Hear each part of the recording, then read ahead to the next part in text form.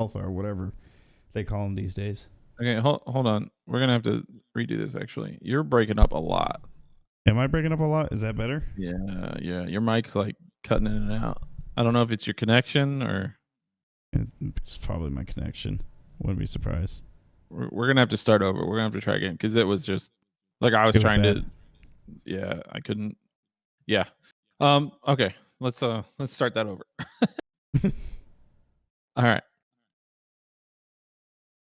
Welcome everybody to Not the Worst Podcast, episode 10. I am JD and I am joined by my co-host Anthony. Say hi, Anthony. Hi. Hopefully this goes better than the first time we tried. Yeah, take two, right? Let's hope. Mm-hmm. And you wanted to talk about Deep Rock, right? Yeah, what I was trying to say in our original intro was Deep Rock Galactic is officially released. They announced it today on Twitter. I'll talk about champagne and stuff because they're excited. I don't think that means they're done working on it. I think it just means it's officially released out of alpha or beta or whatever is in our early access. It is now an official release game. You can pick it up on Steam. I think that's the only one launcher you can pick it up on right now is Steam. Yeah. I think it's on consoles too. I'm not sure. But yeah, it is out. I'm assuming being an official release just means that they feel like they got it to a good point, right? Like it's complete. Yeah. Like you could play it, the little story missions from beginning to end and collect what there is to collect. But I mean, that's an endless game. I know there's people on there that are like in the hundreds of levels from playing it. And we're like level 12. Yeah, so. We are. That's pretty exciting. And we'll probably never be there. So, yeah. Oh, crap. Pyro says my mic is fading in and out. Yeah, it was. It was before, too. That's why we restarted our recording there for a second time. Because, yeah, your stuff's like, I don't know. Maybe you're losing a connection somewhere. And he's exploring his mic now. So I'm just going to keep talking and ramble a little bit while he tries to figure that out. But, yeah, we love Deep Rock Galactic. And I think if you have the opportunity to play it, you should, because it's a lot of fun. It's great.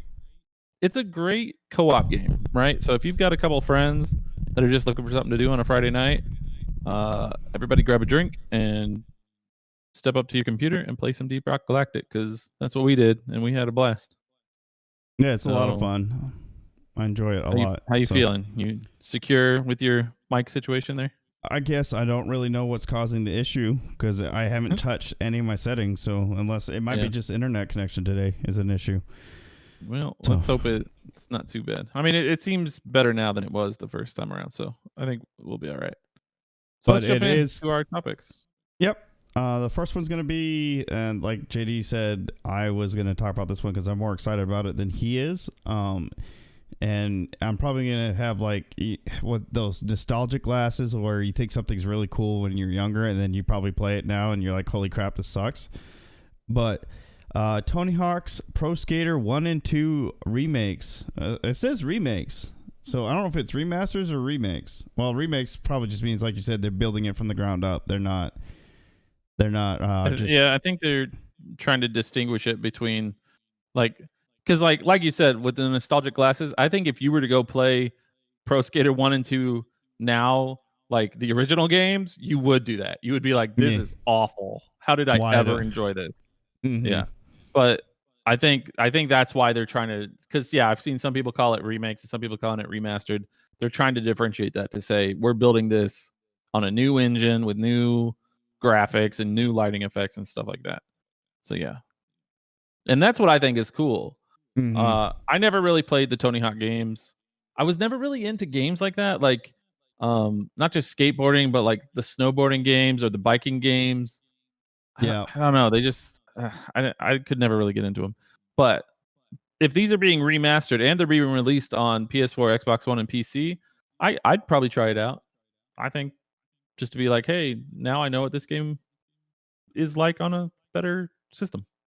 It actually looks really good. I'm watching the announcement. I didn't know they even had an announcement trailer yet, but I'm watching the announcement trailer. It actually looks pretty good. I'm hoping there's elements because it's now in stunning 4K. But anyway, the holy way it looks compared to the original is garbage. I think the only reason why I really got into this, I I don't really know how to describe it. Yeah, you got the snowboarding game and it was the BMX game, and those didn't really. I didn't really like those too much, but something about Tony Hawk's Pro Skater was different. You had different challenges to do. You could find collectibles throughout the map, and it wasn't some of the collectibles you couldn't just like roll up to it and grab it. You had to do a certain trick to be able to reach it, and I liked things like that. And then I think Pyro and I spent. They had your own park designer. You could create your own park. And we had a lot of fun doing stuff like that. I mean, you're supposed to skateboard through parks, through cities, through you use regular like benches and bridges and stairs to do tricks on and stuff. And the game, and I don't know, my brother and I just spent hours on that game. I don't even know why we stopped playing it. It might have been we just did everything you could do in it and we just put it aside and never went back. And I was actually telling my brother about it today, and he said something. He goes, the funny thing, he didn't know about the remakes, but he said the funny thing was he was just thinking the other day how he would love to go back to playing these games. And now there's a remake out, so he may just wait for the remakes to be released out. Yeah. That's cool. I mean, it's from the same people that did the Crash Bandicoot Insane trilogy. And I heard a lot of good things about that remake too. So hopefully they do a good job with it. Should be interesting. They're going to add online to it, which the originals did not have because online wasn't that big. Well, that's cool. Right. Online was not that big when these games first came out. And mainly you did local play where you hook up Xboxes or PlayStations to each other and just play through, what was that called? LAN parties. You wouldn't be able to really play over the internet. You had to physically be near each other. Right. So you'll be able to like skate together? Yeah, skate like on the same map or whatever? That'd be more fun. That'd be interesting. It says it will I wonder if it'll be cross-platform. Yeah, that would be really cool. It says it will support competitive online play, but the remake will also feature split screen. So they're going to bring back the old school where you used to get to sit side by side and play split screen with each other. And I ain't getting no COVID just for your Tony Hawk. Ain't gonna do it. Ain't gonna do it. You're gonna teach Jean-Luc how to play and just have him play beside you. Please, he's too dumb. He'll never get it. Stupid kid. They are going to keep create a park, and I forgot you could also create your own skaters, so you can get some really weird looking skaters out there and have some fun with it. If I remember, you can unlock like cool or weird costumes like lizard heads and stuff. So I'll be curious if they're going to go that far into it. So, fun.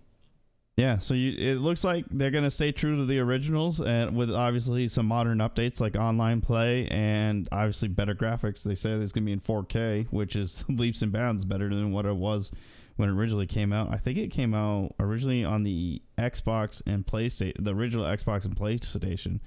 Maybe the PlayStation 2. The 360, it was out before the 360 because I got the 360 when we were in Japan. And I used to play this back home with my brother all the time. So it was on the original Xbox, which we didn't have an Xbox. We had a PlayStation. It wasn't until I got to Japan I started switching over to the Xbox.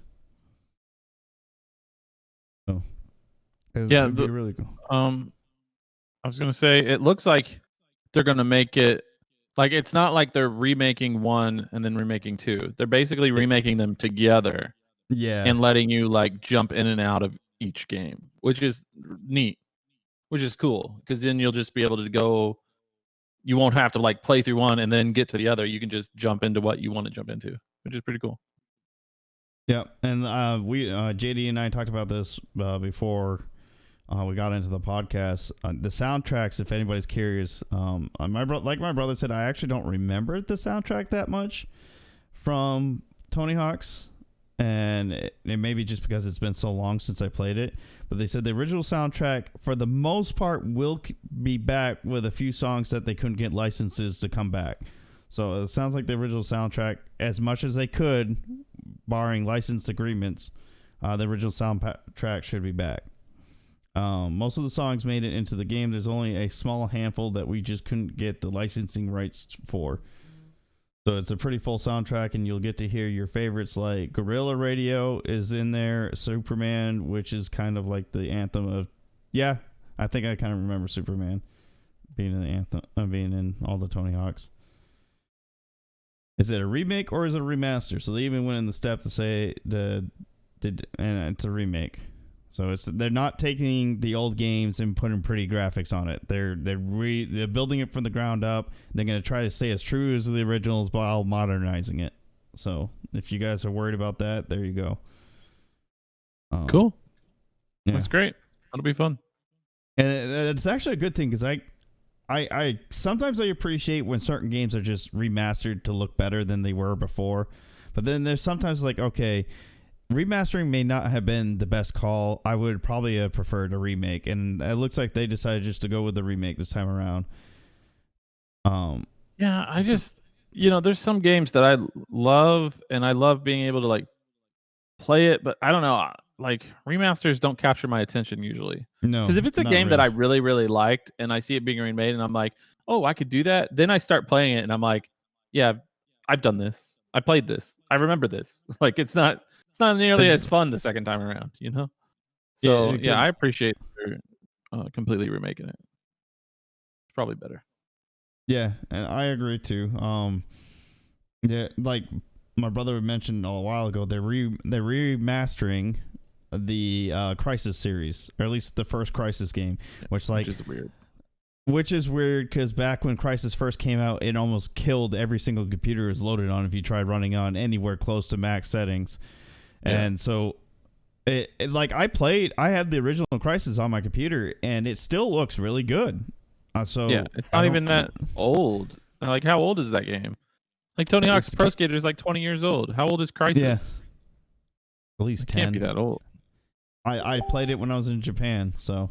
Oh, 2008. 2008 is not, I don't know, maybe they've remade other games in that time, but that just doesn't seem like a long enough time. And that's the thing, like, Crisis isn't really a nostalgic game. Like, it wasn't a bad game, but I don't know. It seemed like to me. It seemed like to me Crisis was built to showcase the Cry engine, because that's right. I believe that's what Crisis was meant to do, to showcase the Cry engine. It was like a giant tech demo. There was nothing life changing about that game, right? Except it's just how it looked. It was like supposed to be years ahead of its time as far as graphics was concerned. Same thing with Supreme Commander, because they came out about the same time, and Supreme Commander would kill some computers too. Supreme Commander was fun. Yeah, that game was fun. But that's different. Supreme Commander was more than just a pretty game. It was right. Different in many other ways, so it added more when it came out. So yeah, Pyro, that's weird to me. My brother was saying that the Pro Skaters were on the OG PlayStation 1, so that's how old the Tony Hawks are. This is back when the new disc generation of video games came out, when the Dreamcast was supposed to be a thing. The only one that was cartridge was the 64, and you had Xbox and PlayStation, so it'll be interesting. Time. And so that justifies it, because it's been long enough, so it's not too late that people like me still have the nostalgia for it. We still remember enough to remember how much we enjoyed it, but it's not too soon where you're like, seriously? I mean, it was just like you did with Crisis. It wasn't that long ago. Why are you doing this? And again, Crisis was ahead of its time with graphics, so remastering it now really isn't going to change a whole lot. Yeah, maybe lighting effects would be different. Yeah. Yeah, I don't know. That one's weird. All right, let's move on. Because that's just stupid. All right. It is stupid. So topic number 2 is kind of split. We're going to talk about the new PlayStation 5, and we're going to talk a little bit about Xbox Series X, the new Xbox. The dumbest name for a console. Well, I don't know. Xbox One was pretty dumb when it was like the third one.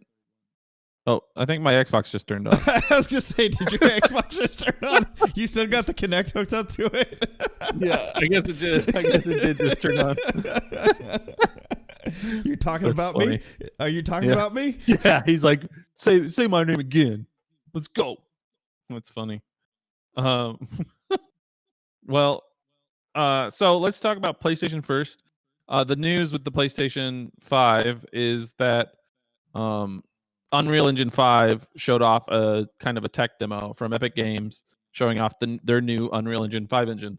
Which, if anybody's listening that doesn't know this, and I'd be surprised if you're a gamer that doesn't, like the Unreal Engine is like the engine, thing, right? Yeah, Yeah. everybody Like uses hundreds, if not thousands, of games are built on the Unreal Engine. Like Epic Games has Fortnite now to make its money, but before Fortnite, Unreal Engine was its moneymaker, and really still is. It's like the foundation of that of Epic Games. Really, is the Unreal Engine.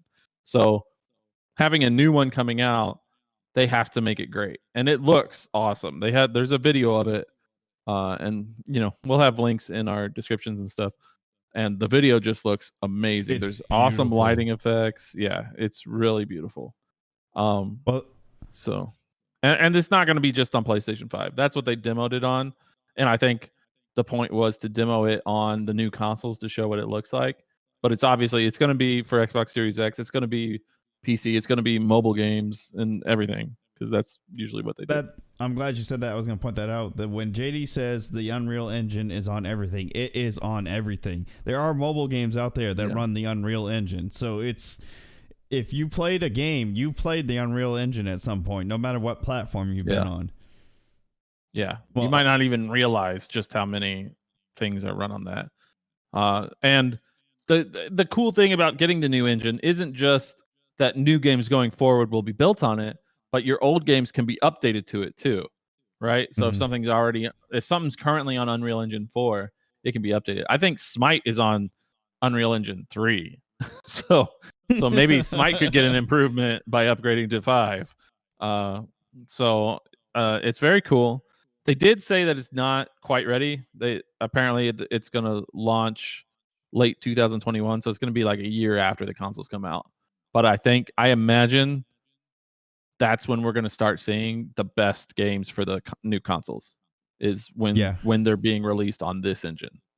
It's going to be very cool. That explains what I saw then, because I mentioned, you brought up, because we may or may not talk a whole lot about the Xbox Series X. I don't know a whole lot about the Xbox. My love for consoles have kind of been off a little bit. Yeah. But I saw a lot of people complaining on Twitter yesterday. PC Master Race now. Yes, we are. I mean, look at everything I can do. I've created my empire through the I can swirl. I guess. I don't know. Okay. But I saw people on Twitter yesterday complaining about the recent showcase for at least the Xbox is what they threw the biggest fit us about. PlayStation, they kind of threw a fit about. They says they brag about these things they can do on the new consoles when majority of the games when those consoles came out will not be able to do it. So that must have been what they were talking about. Like, is the Unreal 5 is amazing, but none of the games are going to be able to use that feature until about a year after console release or whatever. Yeah, any games you've seen, any previews for new games or any game announcements you've heard about for the launch of these consoles, it's not going to have Unreal Engine 5. Not yet. But I imagine if it's far enough along that they can do a tech demo like that, I imagine they have the infrastructure in place to make it easy to move up. Transition. Yeah. And that's pretty common with new generation consoles. Like, we've even seen games that are going to be coming out for the Xbox One in the next few months will also be upgraded to the Xbox Series X when it comes out. So they have development kits in place to help them make those kind of transitions. And that's always the rough patch with new consoles. That happens every time. But like a lot of them, like if you're into Madden, I've already read that Madden is obviously going to come out on Xbox One because the Series X won't be out yet.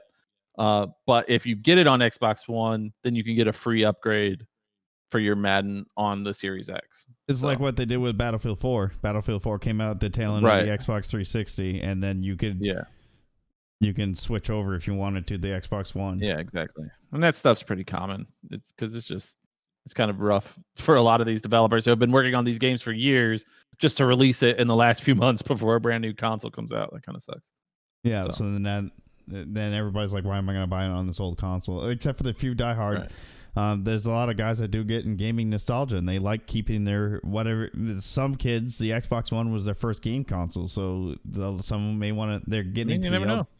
Yeah, that stuff could be collector's items someday. I have all my physical Xbox 360 games that I ever bought. It's like a huge collection just in this bookshelf behind me.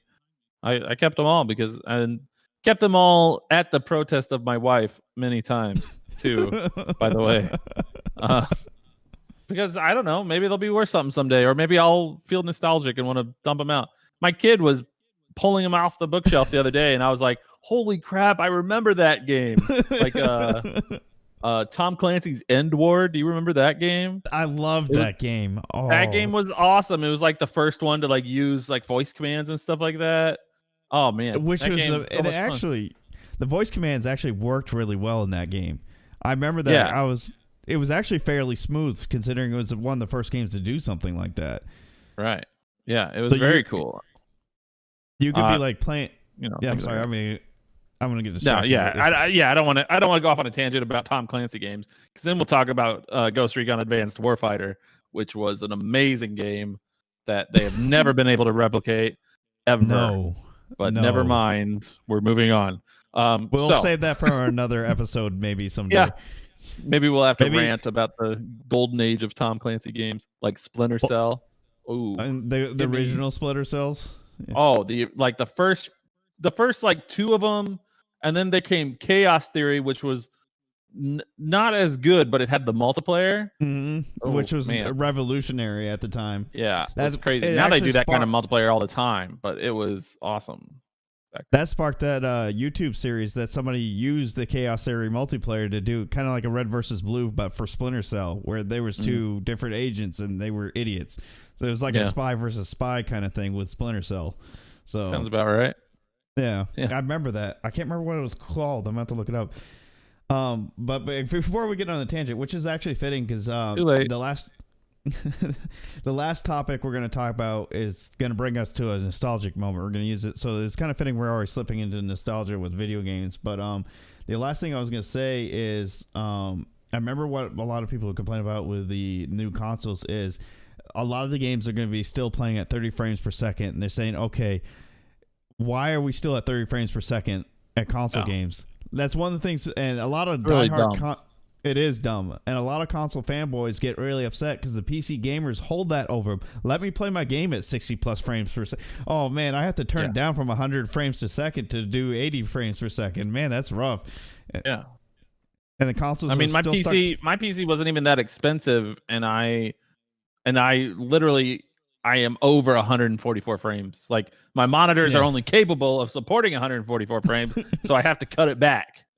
Like, and these consoles are barely able to hit 60. 30. Like, it's dumb. Well, I did see something that said the Xbox Series X will be mostly at 60, but they're not. That's a stupid thing to say. It should be minimum 60. Yes. Like, come on, man. Especially if you're playing a modern on a modern TV. I'm assuming the Xbox Series X is going to support 4K gaming right out of the box, just like the Xbox One X has now. And if you have a 4K TV, I write about this stuff every day. I literally wrote about a 4K TV today, and I can tell you that all 4K TVs have like a minimum of 120 motion rate. So why? What's going on, man? Like, catch up. I don't know what the deal is there, but yeah, that is stupid.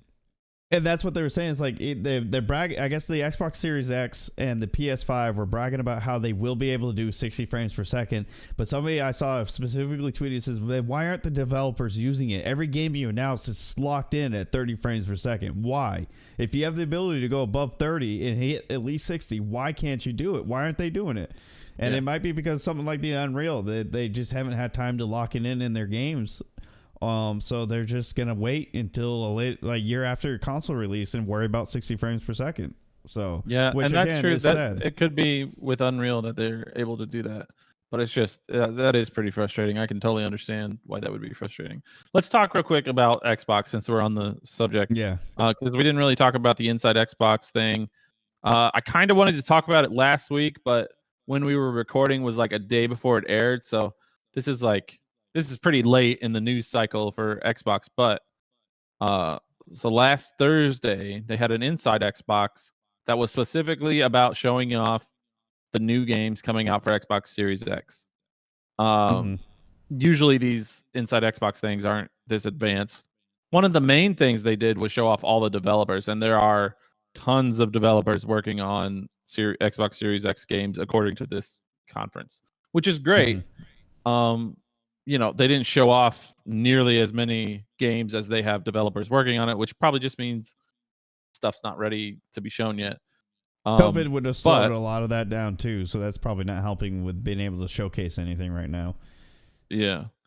But were some really cool ones. The very first game they showed was really cool, and it's called Bright Memory Infinite. And I guess this one has been around for a while. It was announced before and got delayed or whatever. But it's a really it's like everything you like in multiple video games shoved into one thing. Like you have shotguns and SMGs, but you're fighting like a medieval dude in armor with a sword while you're standing in the middle of a Japanese dojo. It was crazy. Everything at once. Yeah, when they showed that trailer, I was like, "Oh, this is going to be awesome," because that looks awesome. But then everything got lame after that. They didn't really have. After that, it got pretty meh. Bright Memory, what is it called? Bright Memory Infinity is what you should look up if you're interested in new games. But then they showed off like Dirt 5, and I didn't care about Dirt 1 through 4. I didn't even know Dirt was still a series. Yeah. And then they had like 3 horror games.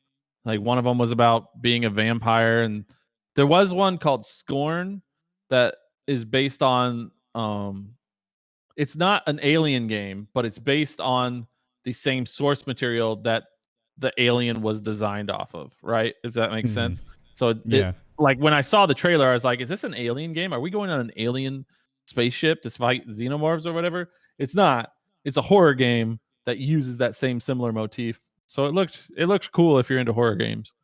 Which I'm not. I'm about to say something that's very unpopular, because I know a lot of people get into the horror game, especially with streamers, because it pulls in viewers. People love seeing you get creeped out, but horror games are being done to death at this point. And I know if Gilbert Herbie say that right now, he probably slapped me. But they're being done. I'm sure to he's death. looking forward to all of them.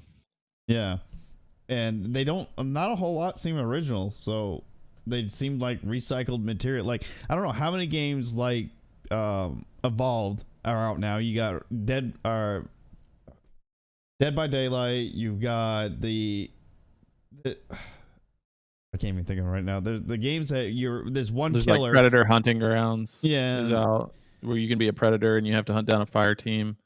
Yeah, I know what you're saying. Yeah, now they have the like 1 versus 5 non-synchronous multiplayer, and it's everywhere. When it used to be just like 1 or 2 games had it. Yeah, I know. Yeah, and those games. I mean, I liked Evolve. Evolve was fun. It was. But those games are so hard to balance, especially after a while when they've started releasing more stuff. It just becomes really hard to balance. Anyway, the Wraith. Yeah, sorry. Yeah, exactly. And in Evolve, they released that Wraith, and it was just like, all right, shut the game down. And then they did, so they listened. Anyway, some of the other games, actually, okay, so the Bright Memory Infinity looked cool. Assassin's Creed, they showed off, which at the time we'd already known it was coming out, but this was the first gameplay trailer, so that's what people were excited about. And it looks cool. I think that might be an Assassin's Creed that I end up getting. I haven't gotten one in a couple of years. The only other things that were really exciting to me were a couple of Japanese games. And I don't play a lot of Japanese games. I don't really have an interest in them, but I do know how popular some of them are, like the Yakuza series. And they have a Yakuza series game coming to Xbox, which is pretty cool. And then there's this other one called Scarlet Nexus, which I kind of forgot what the trailer was about. But I remember seeing that trailer and going, this game is crazy. It looks like Jet Set Radio Future kind of weird running through city kind of thing. And it had like these weird plants that you had to fight, plants with legs or something. I don't know what was going on in that game. I don't know what it's based on. If it's based on like a graphic novel or something. That game looked insane, called Scarlet Nexus. So that was cool. I think I saw something about that not that long ago. But the problem is, it's just, this was supposed to be like a showcase, right? This is supposed to be like Xbox Series X is going to be, wow, you're going to love it. And then they showed off like, a bunch of lame games that everybody was just kind of like, okay, thanks a lot. Not really that excited about it, but I appreciate the effort. Yeah. If it like, so I saw on Twitter somebody's like, this was a really out of touch. Like they don't seem to really get it. So I think that's Yeah. what's becoming the issue with the gaming industry as a whole. Is they are kind of getting out of touch with what the audience wants. But Yeah. I So mean, they did talk about smart delivery, which is if the game has smart delivery, and that's like the brand tag that you'll want to look for if you're buying a game. If it says smart delivery on it, then you buy it on the Xbox and you'll automatically get upgraded to the Series X. So a lot of these games are coming out for Xbox. So just look for that. If you want to make sure that you're getting for the new console, make sure it has smart delivery. That's it. Yeah. So Mostly that way, boring. Yeah, a lot of people said the Xbox showcase was very underwhelming, and I think it irritated a lot of people. But yeah, and the last thing I'll add, because Unreal 5 is part of this discussion because it was showcasing for the PS5. I just want to say why this. I'll put a link down in the description when I post this on YouTube. But if you don't want to wait that long, look it up on YouTube. They got videos demonstrating this game. That was a tech demo for this. They talk about how it's using photorealism on par with movie CG and real life, and it does. It looks really good. So it really does. It looks beautiful. I'm excited about Unreal 5, not just because of what it will do for the consoles, but I know what it will do with PCs. No offense, guys, it's going to be forever for the consoles to catch up PCs. PCs constantly get to upgrade. Consoles you have to wait like every 3 or 4 years before the next one comes out. So when Unreal 5 is going to be, in my opinion, more beneficial for PC, and you can say it's because I'm a PC master race, but facts are facts. I'm sorry. So PC master race? What? So I don't know, man. I used to be such an Xbox fanboy, though. Like, it's hard not both of us. I know. And it's hard not to kind of like want to get excited about the Xbox, but then it's like, I'm not gonna buy it. I might. I don't. If I just don't have it in me. If I find it used somewhere else that somebody's getting rid of it because they don't want it for really cheap, I'll probably pick it up. But I'm not gonna buy it brand new. That's like, no, that's not gonna happen for another year or two down the road after it releases. Like, so it's, I don't know. Everybody should be on PC by now. I mean, if we're on PC. Yeah, exactly. And we even got my brother to pull over. No, actually, my brother's not as unbelievable. Ungodly Marvel being pulled over PC. Oh, my word. We were able to do that. That dude, getting that dude to try PC from Xbox was like pulling teeth, man. That took forever. And then he did, and now nobody wants to play with him. Now he's playing Elder Scrolls, and everybody's like, we're over it. Poor Marvel. Which is ironic because we've mentioned this before, but we played Elder Scrolls on console, and we played the crap out of it then. He played 10 minutes and quit, and now it's the other way around. It's on PC, and he's barely playing it at all. Feels bad. No, I will play Elder Scrolls, by the way. Yeah, I will because I invested in it. But anyway, okay.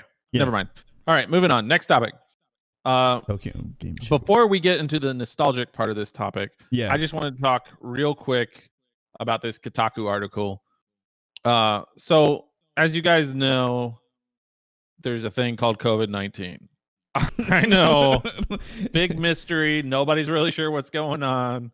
But it has led to a lot of cancellations in conferences, everything, like all the big stuff. I mean, obviously, even like live sports. But when it comes to video games, one of the things that's big for video games are conventions and conferences and stuff like that, like Game Developers Conference, and E3 has been canceled and all that kind of stuff. So Kotaku actually put out an article because they usually do. This is right around E3 time, and they usually put out an article talking about all the different beginning of June.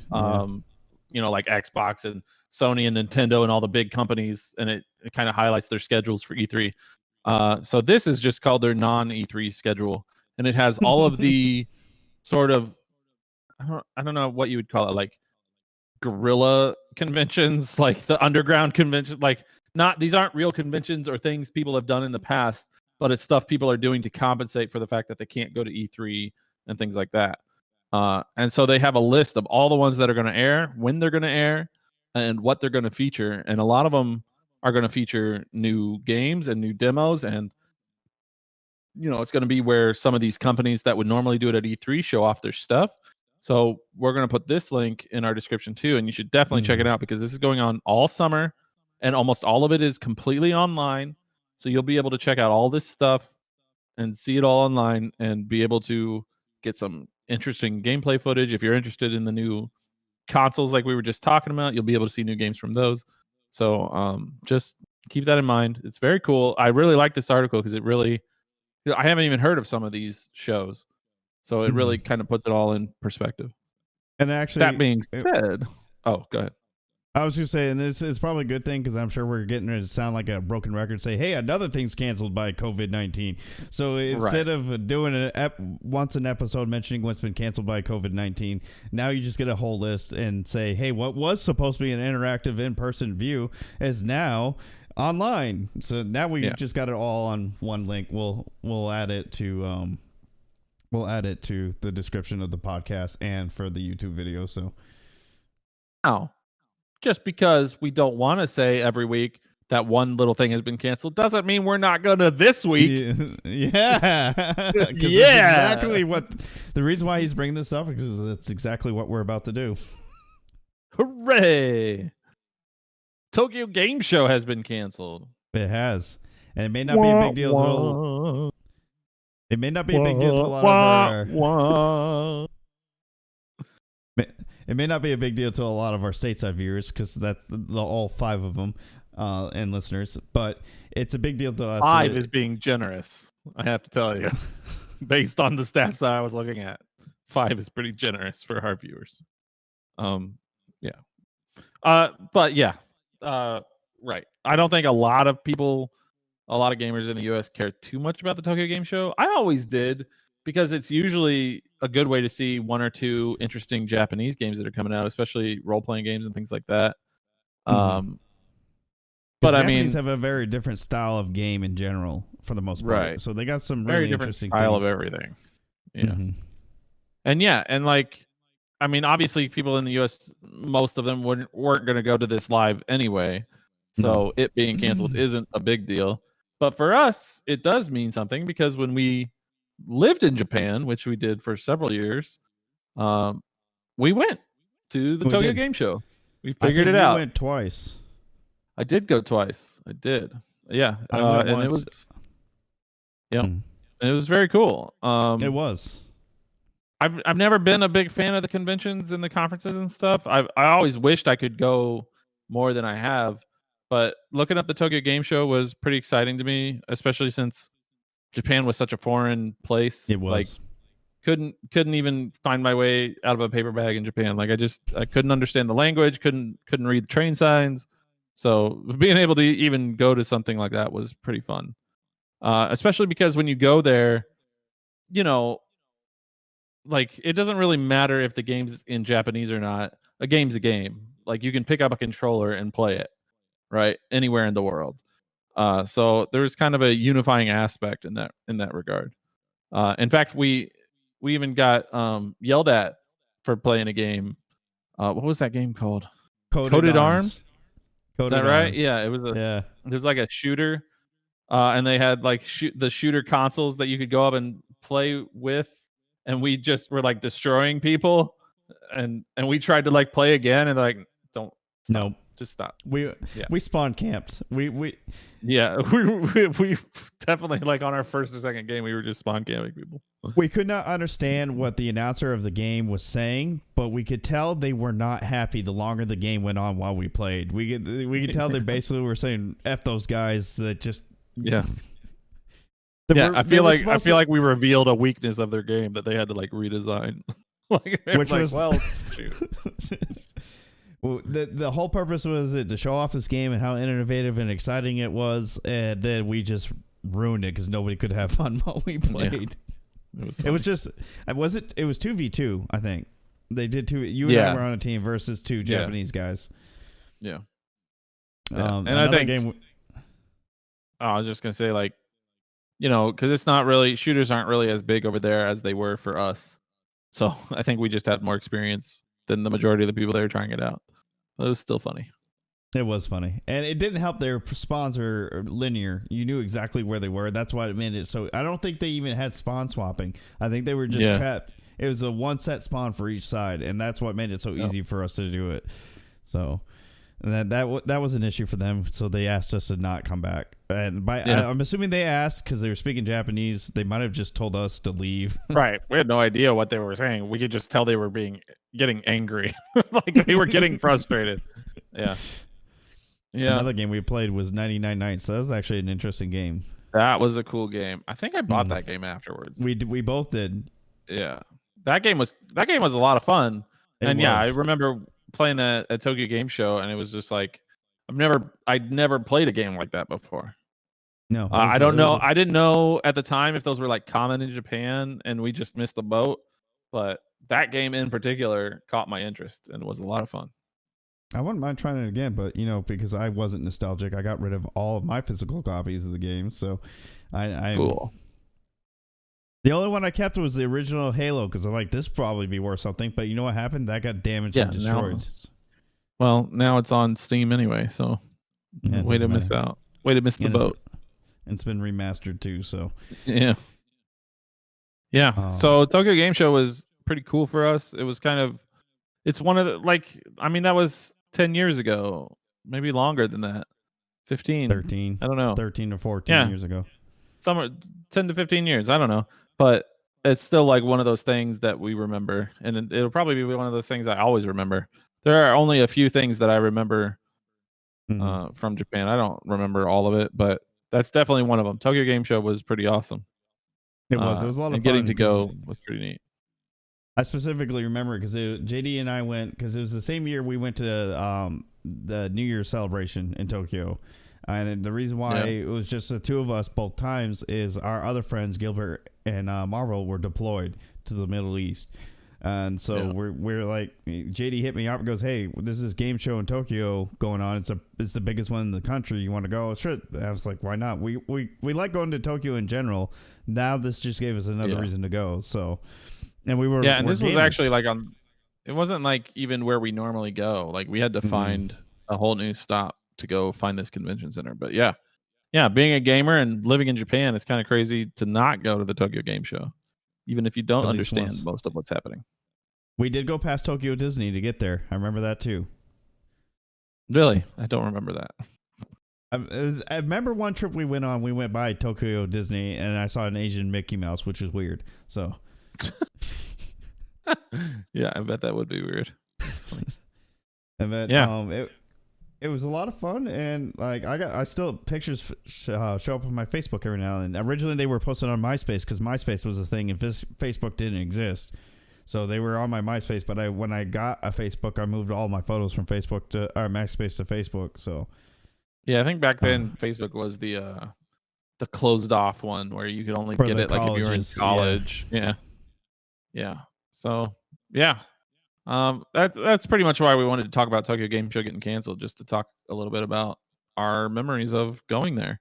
We're not games journalists. It's not like we got like a free pass to go in the back and play some games or whatever. We just went and hung out, and it was fun.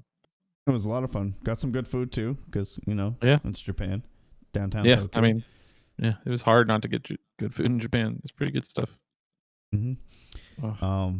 It's a different from what I think a lot of gaming conventions are these days. Anyway, I mean, we talked about when we were mentioning the Xbox showcase about how some developers seem like they're out of touch. I remember, was it last year, or the year before, where Bethesda announced the Diablo game and everybody got excited, but it was a mobile Diablo and people were pissed. They were so bad. Pissed. That was so dumb. Yeah. And like we were talking about earlier this week, people were looking for information on Elder Scrolls 6. Oh yeah. And like the guy's on Twitter and he's like, Elder Scrolls 6 is years away because literally our next game is years away and Elder Scrolls 6 isn't even coming out till after that one. But they announced Elder Scrolls 6 2 years ago. They did. It was the same time they did the Diablo thing. Yeah, exactly.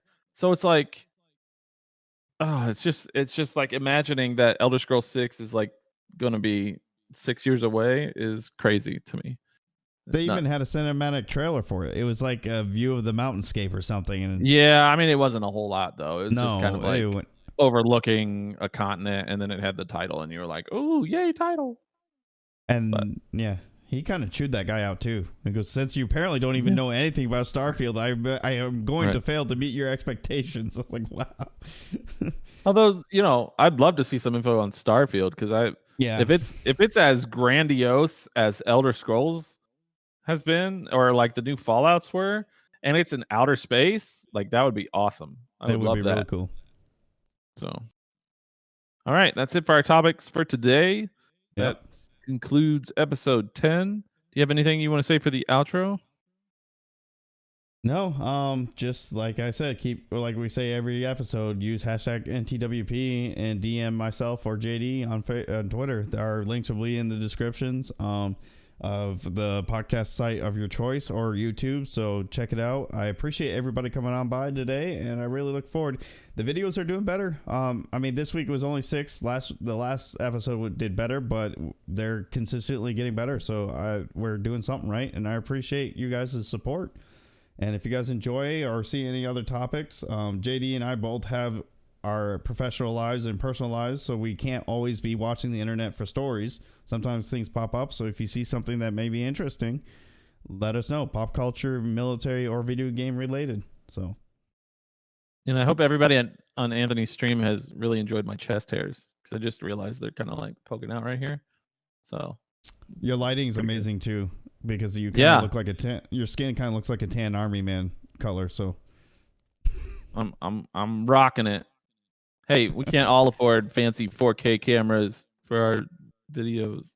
Shut up. Hey, actually, they're saying my camera that I have is getting hard to find on the internet because everybody's buying them right now, because everybody's trying to get into the streaming platform. Twitch is now looking to brand out more because of how many people are getting into streaming. Oh yeah, we didn't even talk about that. Maybe we can talk about that next week. Yeah. Shh, it's a secret. Shh. Sorry, my hands are. What is on your hand? What are you working on a car? What? Oh. Yeah. Okay. Yeah. All right. Well, that's it. Thanks for listening. I'm gonna leave before he says something else stupid. Have a good one. We'll see you next week. Bye bye. Take it easy, everybody.